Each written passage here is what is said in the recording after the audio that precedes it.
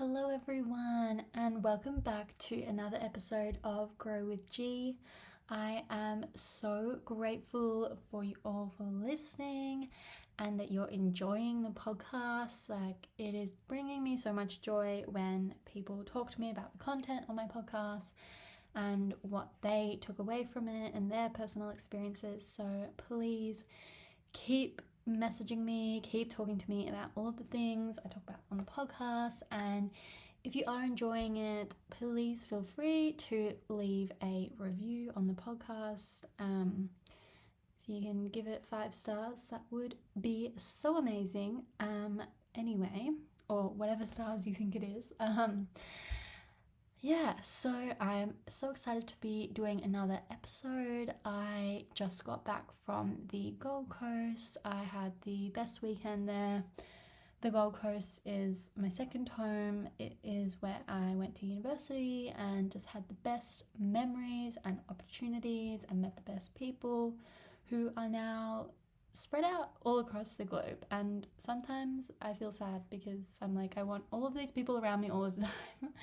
But it is really fun to have friends all over the world that I get to go and visit. Super grateful for all of them. It was a really good trip to the Gold Coast. It was my cousin's kid's 21st. That's super wild. But for those of you who are like, what was that?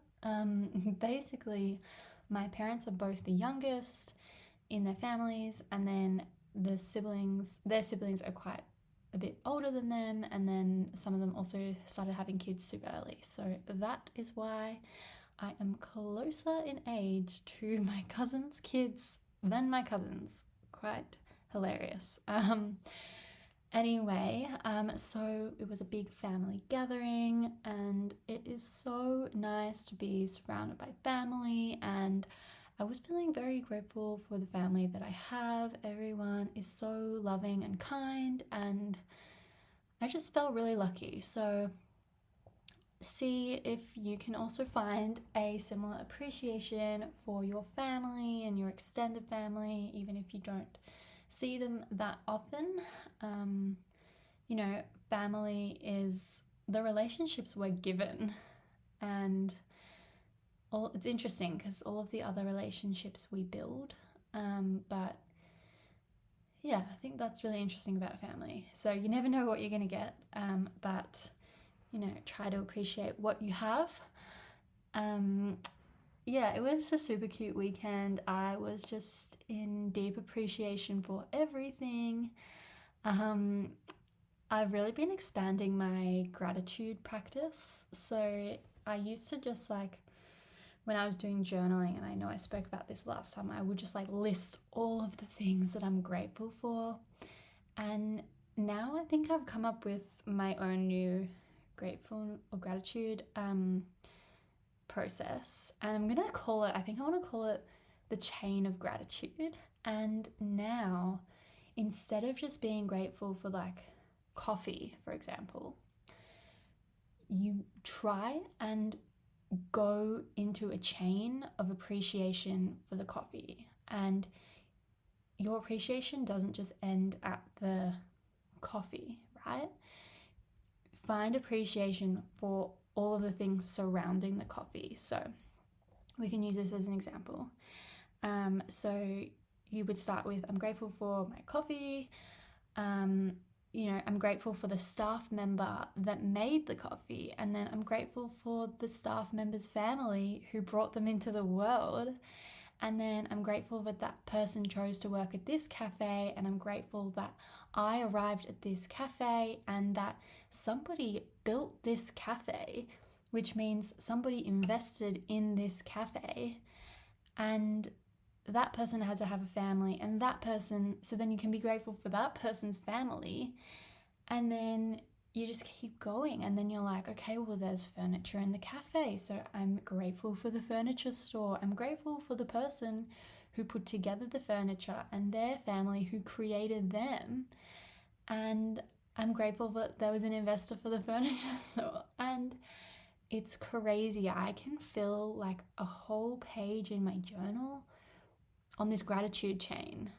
So I invite you, yes, it's amazing to find 100 things you're grateful for, yes, but also take some days that are slower and try this gratitude chain, and see how far back you can go. And this was inspired by my friend Bella. She, on her podcast, oh, maybe, no, I don't even think she talked about it on a podcast.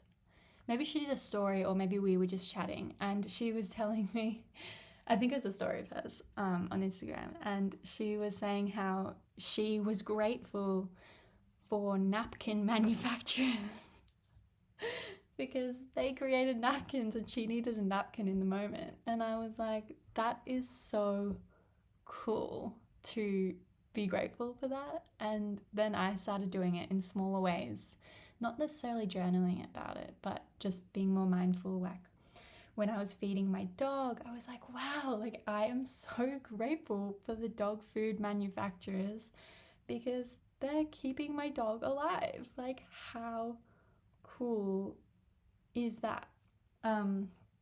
So give it a go. Let me know if you like the name. That's still in workshop, I guess.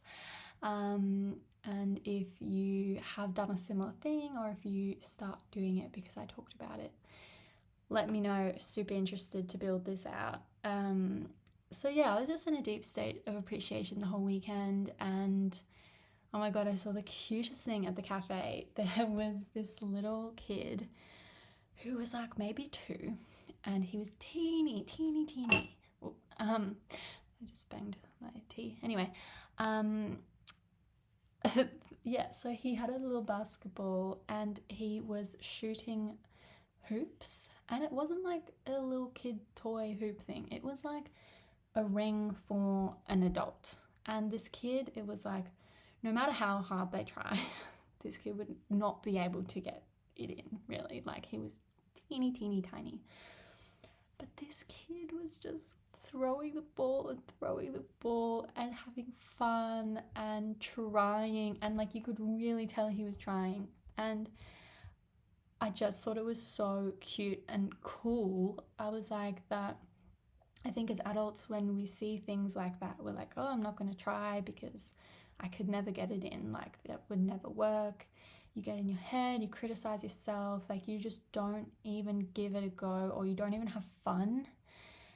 And there are little kids who are so like connected to themselves, and they haven't had, all of those negative things that we've been told about, like, oh, don't do things if you're not going to succeed, or like any of that negativity stuff that prevents us from having fun and trying. Kids can really teach us a lesson on that. And even I came back from my dance class today, and we were going around a circle about what we're grateful for, and this girl, she was like, oh, I'm really grateful that there was a truck on my street today because my kid loved it.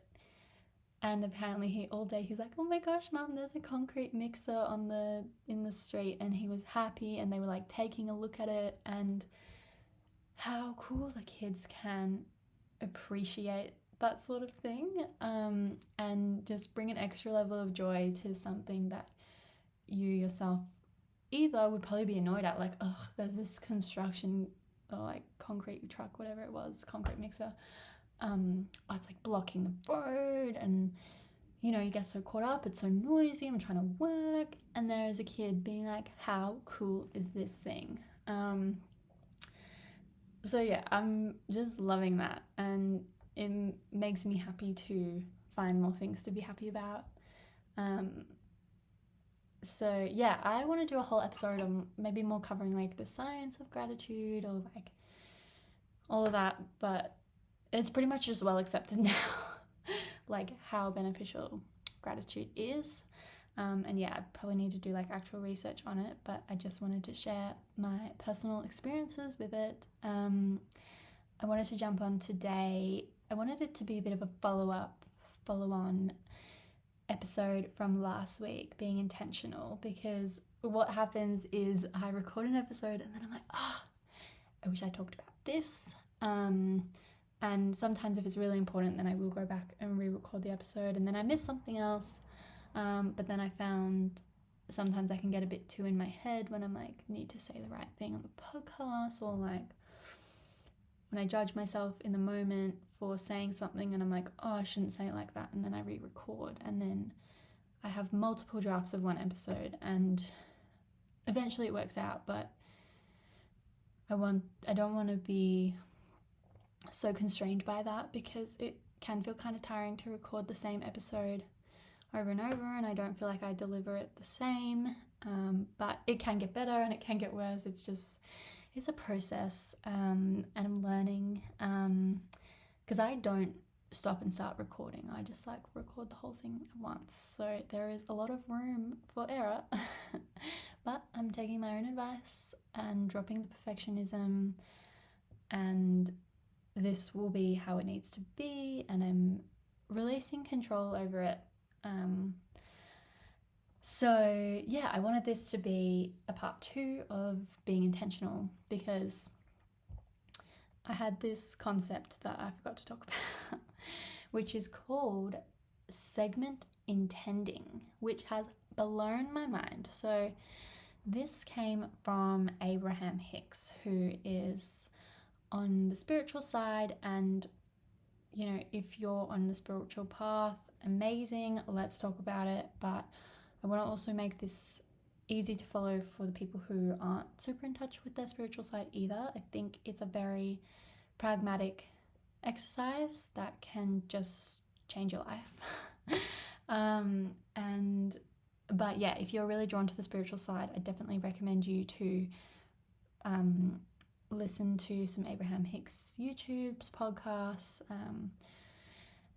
She has transformed my life. I've been listening to her maybe for like 2 months now, and each morning she's completely changed my outlook on life. So basically she talks a lot about law of attraction, so what you focus on you get more of, and not everyone wants to hear that, because it's easy to be caught up in your own pity party and blame everything else. But basically what Abraham talks about is, you know, choosing your reality, creating your reality. But anyway, I don't want to get too focused on that, because I know there are some people who aren't ready to hear about that.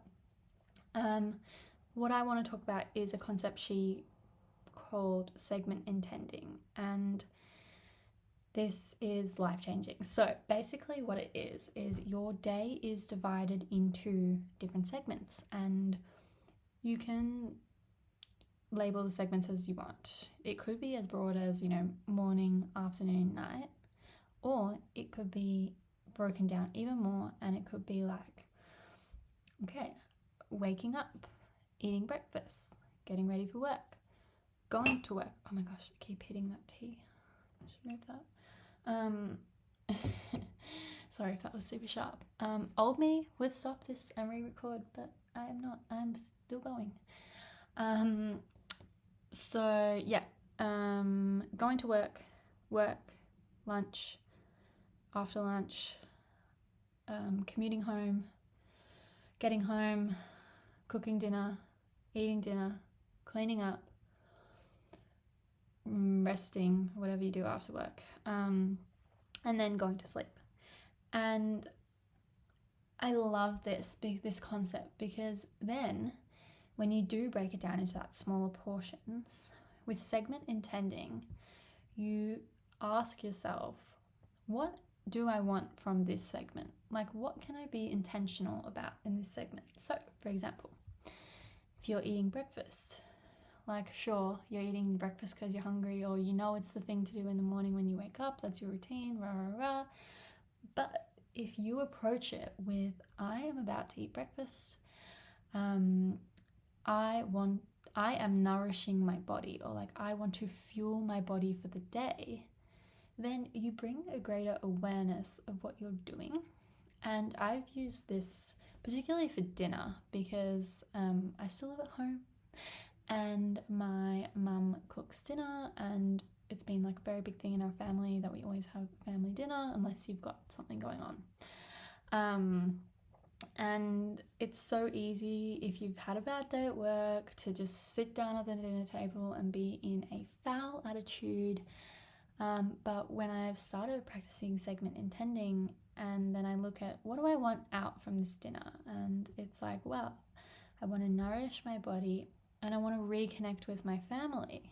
And when I have that in mind, that I want to reconnect with my family, all of a sudden I'm more interested in what they say happened in their day. I ask more questions. I'm a lot more invested than if I had just rocked up with a bad attitude and I was tired. So have a think about where you can introduce, if you resonated with this content and if you wanted to be a bit more intentional, practice doing segment intending. And it could even be like when you're driving, your intention is to get to the other place, to feel good and enjoy the drive, right? It's not just like, gotta get from A to B and like, oh, someone cut me off, like, oh, they should have gone in that red light. Like, no, if you pause and if you know you don't want to be frazzled, annoyed, irritated, by setting the intention that you want to feel good, that you want it to be easy, that you'll arrive in time, there'll be a car park where you need the car park, it will be such a better journey. And I think it's really indicative of this saying I've heard that was like, say one day you were walking down the street and your wallet had $100 in it and you lost $5. Would you throw out the other $95 just because you lost $5? No. Like, whereas a lot of the time, if people have a bad morning, then they spend the whole day in this negative energy where everything sucks, and yes, more bad things happen to you because you're focused on the negatives. But I really like this idea of segment intending because it's like, okay, maybe I dropped my cereal on the ground and my breakfast was ruined. That's the breakfast segment. I can start again in the getting ready for work segment, or, even if you just want to do, okay, that was my morning gone. It's gone. There's nothing I can do about it. But I still have the afternoon. I still have the night.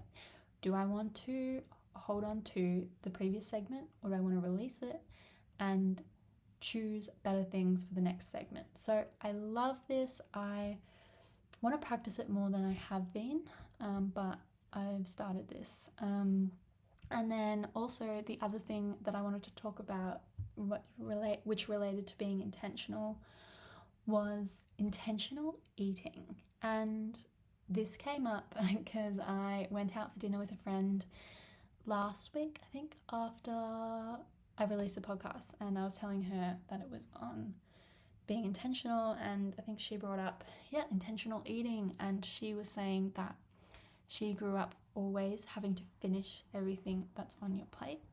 So did I.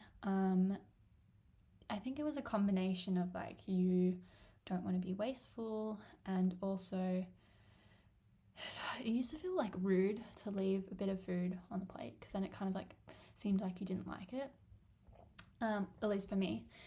And I really resonated with what my friend was saying, and I was like, that is so true. Like, I totally felt that way, and maybe a lot of people still feel that way, but I would encourage you to practice being intentional with your eating, which means listening to your body when you know you're full. And okay, the food might taste great, or you might be told you have to finish what's on your plate, but like, what is your body telling you? And try to tune into that instead of other people's expectations of you. And people need to learn that whatever you do with your plate is not a reflection on them or their cooking or world hunger or something, because you can't solve world hunger just because you ate the last piece of lasagna on your plate. Like, that is just not how it works. Like, let it go to the bin. So you feel better, so you don't feel sick when you finish a meal. I used to eat so much because I love food that every time I finish eating, I would feel physically ill just because of how much I ate. And I've really started to stop doing that. And I push back when somebody tells me, oh, like, finish what's on your plate. I'm like, no, thank you, I'm full. Or there'll be like a little bit of like just salad or vegetables left that's like an awkward amount to put away, and you feel bad throwing it out. And if somebody's pressuring you to eat it, just say, stand your ground and say, no, thank you, it was lovely, I enjoyed it, I'm full, I'm listening to my body. And do things for you instead of trying to make everyone else around you comfortable. And hopefully they're good enough people around you that they're not going to hold it against you if you don't eat the last piece of lasagna. Like, they have work to do on themselves if they are triggered by you not eating all of the food on the table. But I'm a big believer in listen to yourself. And yeah, I love this phrase, listen to your body. So my sister has 2 beautiful babies, and I have loved watching her be a parent. She has undergone seriously the most transformational journey, and it started even before she had kids. She was my main inspiration for learning about self-development, and it's so cool to see her interact with my niece and nephew, but the niece is a little bit older, so you can like interact a little bit more. And my niece will be doing something a little crazy, like climbing up something that's a little bit unsafe or a little bit unsturdy, and my sister will go, are you listening to your body? And then you can watch my niece be like, oh, yeah, you're right. And then she'll like get down off the thing. And that's so beautiful that it's not my sister being like, get down, like, you're gonna fall, rah, rah, rah. Like, that's all fear. Whereas saying like, listen to your body, that's like internal, where my niece gets to learn for herself, where she gets to learn if things are safe, if things feel good. And I'm sure there's way more to it. I probably should have asked her before I spoke about it. Maybe if she has any additional insights, I'll bring that up on the next one. But I think it's applicable for all ages. Start listening to yourself, because I've touched on this on another episode and I want to do a full deep dive in another one. But like, your emotions are getting your attention to tell you something to make you act. Like, you just need to start listening to them and stop fighting things and stop going by what other people tell you and decide what is good for you. And only you know that. And I tried to say it last episode, but if there's something on my podcast you don't resonate with, don't do it. Like, life is all about figuring out what works for you, what you like doing, and you don't have to listen to anyone. You can choose. You choose your life, and it's really cool when you start figuring that out and you get back in control of your life, because you can't control anyone else, any external circumstances. You can only control you. So start learning how to do it. Anyway, that is all I want to say. I'm so proud of myself. I just recorded this one episode and I didn't re-record it. Apart from the start, because sometimes I say another really weirdly and I'm always like, welcome back to another, and I'm like, another. So sometimes I have to re-record the start because it can be a little bit awkward. Here's another episode. Anyway, that's all I wanted to say today. And I love you. I appreciate you. I hope you're finding things helpful. Let me know your thoughts. Hope you have a beautiful day or a beautiful night, wherever you are in the world. I love you. You are loved. And yeah, okay. Bye.